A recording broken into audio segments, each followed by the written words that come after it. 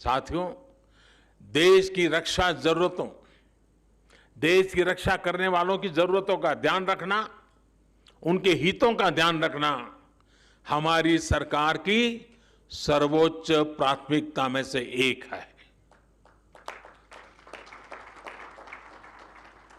हिमाचल प्रदेश के हमारे भाइयों बहनों को आज भी याद है कि वन रैंक वन पेंशन को लेकर पहले की सरकारों का क्या बर्ताव था। 4 दशकों तक हमारे पूर्व फौजी भाइयों को सिर्फ वायदे ही किए गए, कागजों में सिर्फ 500 करोड़ रुपए दिखाकर ये लोग कहते थे कि वन रैंक वन पेंशन लागू करेंगे, लेकिन किया फिर भी नहीं। आज वन रैंक वन पेंशन का लाभ देश के लाखों पूर्व फौजियों को मिल रहा है। सिर्फ एरियर के तौर पर ही केंद्र सरकार ने लगभग 11,000 करोड़ रुपए पूर्व फौजियों को दिए हैं। हिमाचल प्रदेश के भी करीब करीब 1 लाख फौजी साथियों को इसका लाभ मिला है। हमारी सरकार के फैसले साक्षी हैं कि हमने जो फैसले किए वो हम लागू करके दिखाते हैं। देश हित से बड़ा, देश की रक्षा से बड़ा हमारे लिए और कुछ नहीं है। लेकिन देश ने लंबे समय तक वो दौर भी देखा है जब देश की रक्षा हितों के साथ समझौता किया गया। देश की वायुसेना आधुनिक फाइटर प्लेन मांगती रही। वो लोग फाइल पे फाइल, फाइल पे फाइल, कभी फाइल खोलते थे, कभी फाइल से खेलते थे। गोला बारूद हो, आधुनिक राइफलें हो, बुलेट प्रूफ जैकेट्स हो, कड़ाके की ठंड में काम आने वाले उपकरण और अन्य सामान हो, सब कुछ ताक पर रख दिया गया था।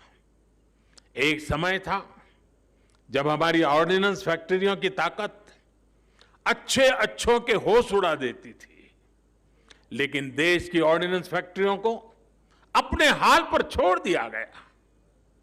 देश में स्वदेशी लड़ाकू विमानों, हेलीकॉप्टरों के लिए HAL जैसी विश्व स्तरीय संस्था बनाई गई, लेकिन उसे भी मजबूत करने पर उतना ध्यान नहीं दिया गया। बरसों तक सत्ता में बैठे लोगों के स्वार्थ ने हमारी सैन्य क्षमताओं को मजबूत होने से रोका है, उसका नुकसान किया है। जिस तेजस लड़ाकू विमान पर आज देश को गर्व है, उसे भी इन लोगों ने डिब्बे में बंद करने की तैयारी कर ली थी। ये थी इन लोगों की सच्चाई, ये है इन लोगों की सच्चाई। साथियों, अब आज देश में ये स्थिति बदल रही है। देश में ही आधुनिक अस्त्र शस्त्र बने, मेक इन इंडिया हथियार बने, इसके लिए बड़े रिफॉर्म्स किए गए हैं। लंबे इंतजार के बाद चीफ ऑफ डिफेंस स्टाफ की व्यवस्था अब हमारे सिस्टम का हिस्सा है। इसे देश की सेनाओं की आवश्यकताओं के अनुसार प्रोक्योरमेंट और प्रोडक्शन दोनों में बेहतर समन्वय स्थापित हुआ है। अब अनेक ऐसे साजो सामान हैं जिनको विदेश से मांगने पर प्रतिबंध लगा दिया गया है। वो सामान अब सिर्फ भारत के उद्योगों से ही खरीदना जरूरी कर दिया गया है। साथियों, भारत में डिफेंस इंडस्ट्री में विदेशी निवेश और विदेशी तकनीक आ सके, इसके लिए अब भारतीय संस्थानों को अनेक प्रकार के प्रोत्साहन दिए जा रहे हैं।